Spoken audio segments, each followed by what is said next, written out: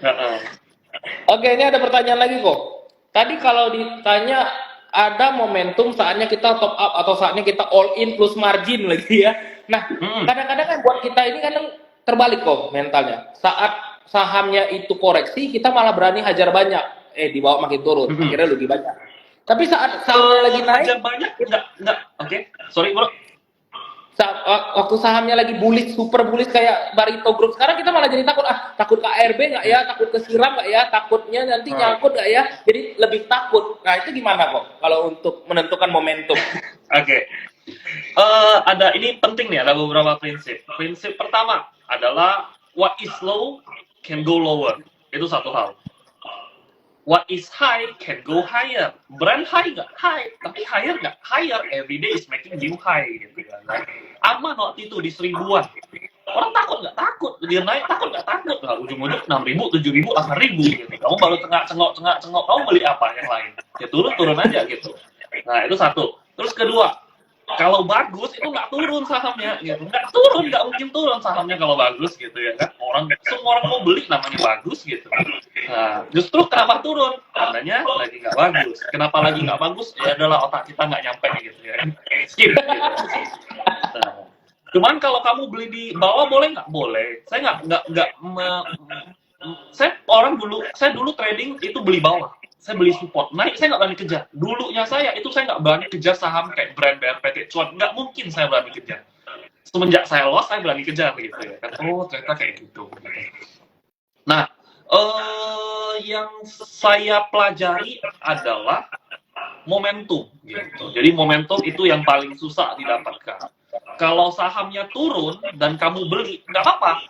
Cuman kalau turun lagi kamu gimana? Itu yang paling penting. Nggak ada masalah dengan buy on support gitu. I'm not against it gitu. Itu kembali lagi ke style.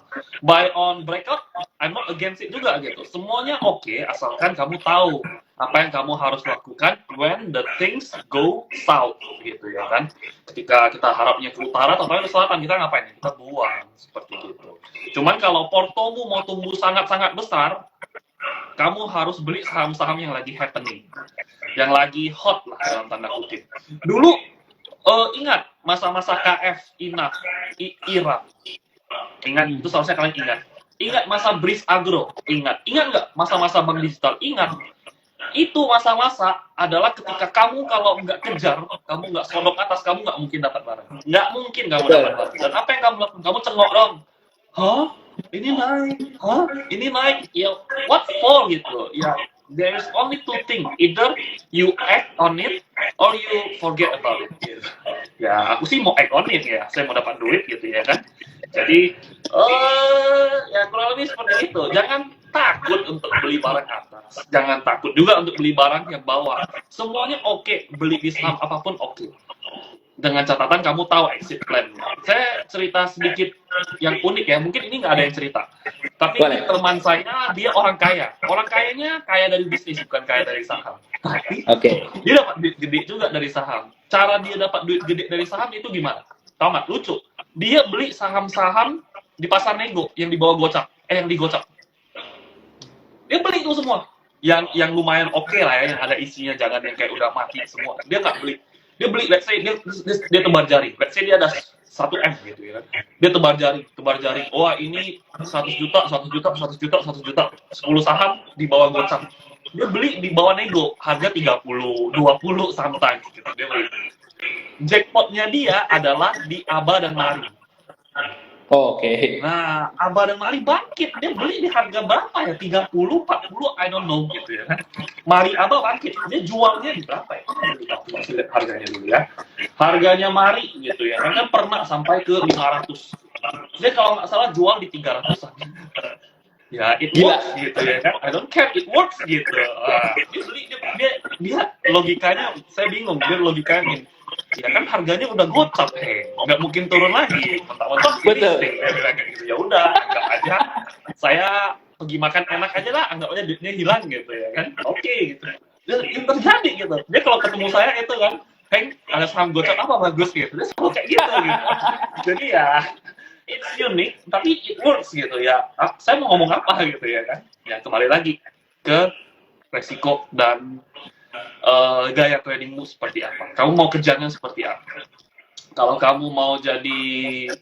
kamu mau full time trader, mau portonya geng dalam tanda kutip gila-gilaan, ya kamu harus high frekuensi. Nggak mungkin kamu low frekuensi.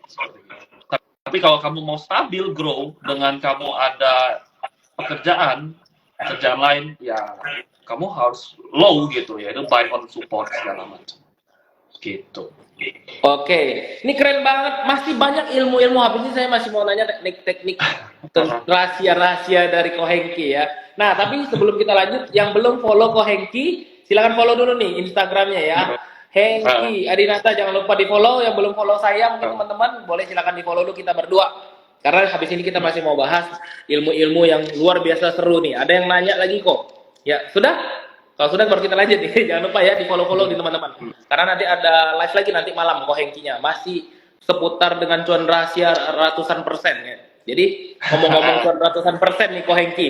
Saya dulu sempat mikir gini, orang pada posting-posting di Instagram cuan 1000%, cuannya 10.000%. Apa benar iya ya dia punya saham yang pikirkan kan biasa lotnya ditutup tuh ya. Betul. Jadi Betul. I think kayak ini buat teman-teman ya, ini menurut saya, daripada kita pamerin, kita punya, waduh saham saya brand sudah beggar loh 1000%, tapi kan ditutup lotnya. Lebih bagus, kita bisa pamer porto growth ya, aset growth kita itu lebih penting, kayak misal Ko Hengki. Awalnya mulai dari 100 juta, memang dia buka-buka ada, posting tiap hari tentang apa yang dia trading, dia nggak ada sensor sama sekali, lotnya ditutup, semuanya terbuka, dan portonya beggar. I think lebih penting punya porto beggar daripada punya saham beggar ya kok. Betul. Karena ya ibarat kan gini ya. Let's say saya kasih kamu duit, Bank Indonesia kasih kamu duit, Bang, saya kasih kamu 10 triliun. Tapi kamu nggak boleh spend ya duitnya itu. Loh, buat apa gitu ya kan? 10 triliun itu buat apa di rekening kita kalau kita nggak bisa belanjain? Sama kayak gini, kalau kamu cuman dalam tanda kutip presentasenya keren, tapi portofoliomu nggak grow ya sama aja seperti gitu. Dan yang paling penting sih money ya gitu ya, karena kamu kan nggak pergi makan di warteg gitu kan. Ini saya bayarnya pakai presentase profit saya kan enggak gitu, pakai money gitu. Jadi ya money is above everything. Gitu. I don't care gitu. Orang mau bilang, kok lu ini apa?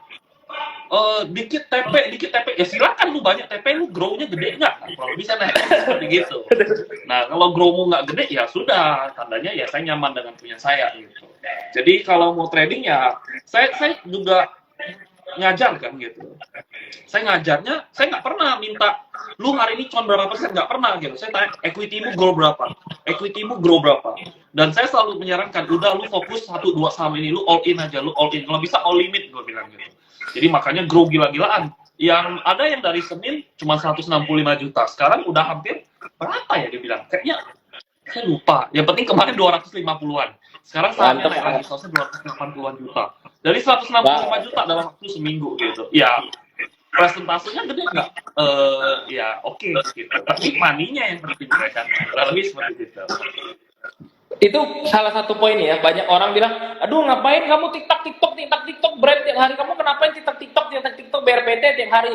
Biarin aja lah dan dia nanti beggar ya. Tapi kalau misalnya nggak dibiarin tapi akhirnya loss juga, ujung-ujungnya maka nggak ada gunanya juga. Yang penting intinya apa? Porto growth, apapun metode, apapun tekniknya itu bebas, masing-masing terserah. Nah, yang penting apa? Ujung-ujungnya cuan ya kan. Yang intinya adalah porto kita bertumbuh gitu. Ada yang nanya tentang porto bertumbuh nih kok.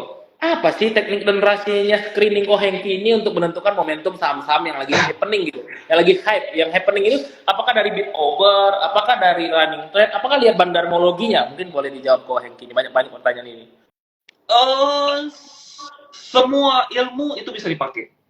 Semua ilmu itu ada bagusnya. Namanya ilmu itu pasti pernah diuji seperti gitulah ya. Itu makanya namanya ilmu.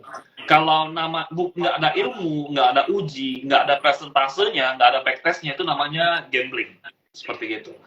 Nah, kalau saya gunakan semuanya gitu ya kan. Saya semakin banyak conviction, semakin bagus ya, saya makin oke gitu. Cuman point back-nya adalah bid offer. BRPT saya sudah call ya. Saya call itu detik-detik sebelum ditarik.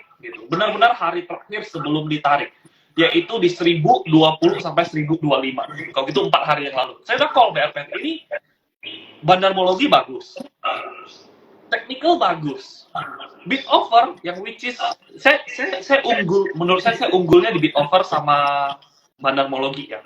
Banyak orang bisa bandarmologi tapi nggak bisa bid offer. Banyak yang bisa bid offer tapi nggak bisa bandarmologi gitu ya kan. Dan kalau TA menurut saya semua orang bisa. Nah, dua ini saya kebetulan bisa. Kenapa bisa?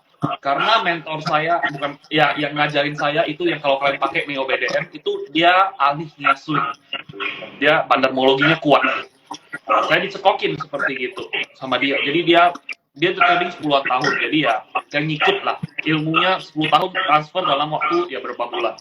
Terus kemudian saya scalping full. Jadi saya menggunakan dua ini yang power saya. Terus orang tanya, wah, nanti ada secret resepi yang nggak dibuka segala macam. Nggak pernah.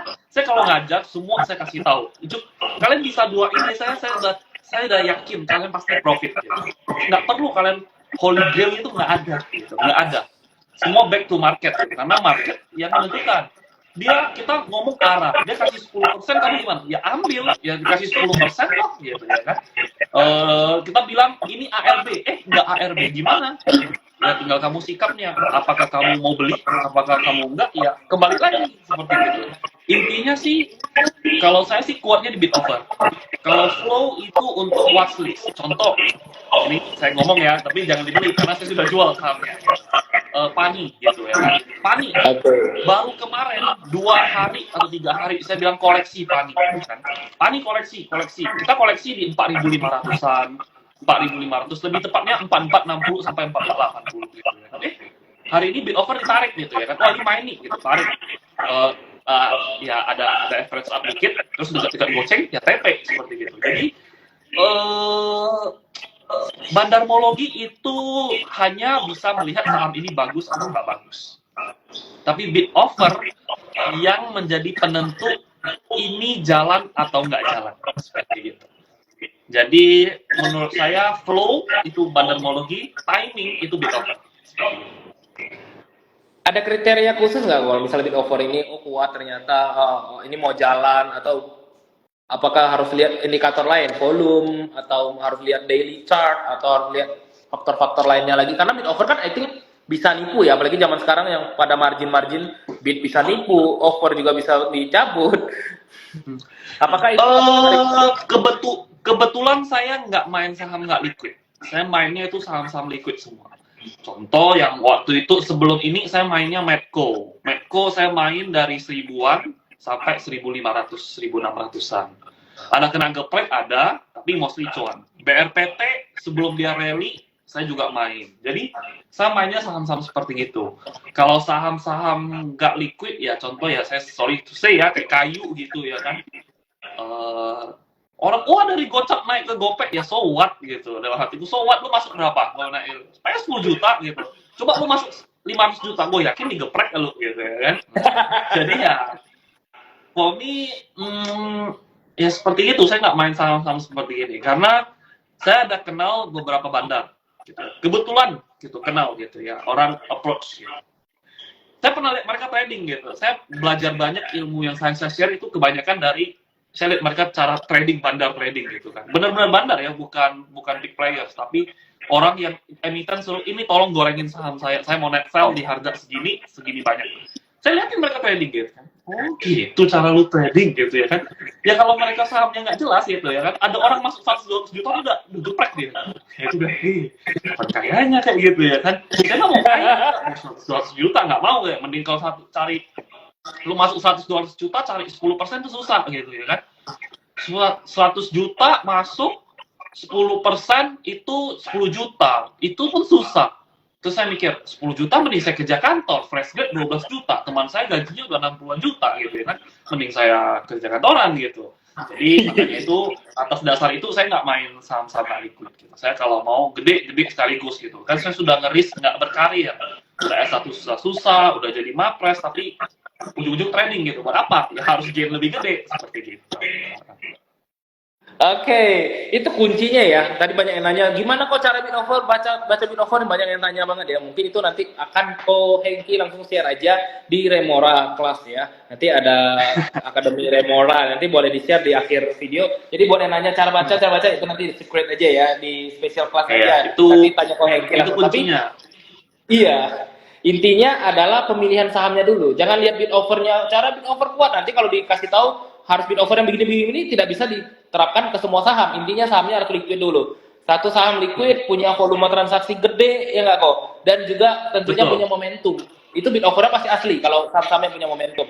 Nggak mungkin Hmm. bid overnya disusun dengan rapi semuanya. Nanti dicabut-cabut, sekali hilang 10 papan, itu nggak mungkin. Karena Iya. ada saham-saham yang dalam momentum ya. Jadi untuk bid over ini sangat sensitif sekali untuk mempelajari yang namanya bid over.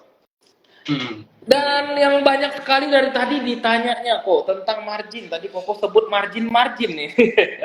Jadi sedikit kita mau singgung-singgung. Apakah dalam menggunakan margin ini kan bagi pemula bahaya banget kok. Bagi pemula atau yang baru belajar ini benar-benar bukan senjata lagi. Bisa pedang bermata dua ya, sangat berbahaya. Tapi kuncinya di sini dalam penggunaan marginnya Ko Hengki itu kan limitnya sudah nggak ngotak lagi ya. Di specialin limit. Tapi gini aja deh, kita ngomongin limit kali 2 kali 3 aja dulu ya, yang normal-normal aja. Kita nggak usah ngomongin special limit dulu. Nah, dalam penggunaan limit ini apakah seorang traders itu boleh hajar langsung all in di angka satu harga, opening BRPT langsung all in full margin, ataukah itu penggunaannya marginnya ada di strategi khusus dalam menggunakan limit trading limit ini? Mungkin boleh sedikit di-share karena ini agak bahaya ya. Ya, edukasi margin itu penting ya. Jadi kalian jangan lihat gamenya gede. Yes, gamenya gede, cuannya gede. Tapi ada proses yang dilalui terlebih dahulu. Kalau sekarang saya nggak bisa all in satu harga, gitu ya kan? Kayak contoh BRPT 10.000 lot gitu, saya nggak bisa all in satu harga gitu.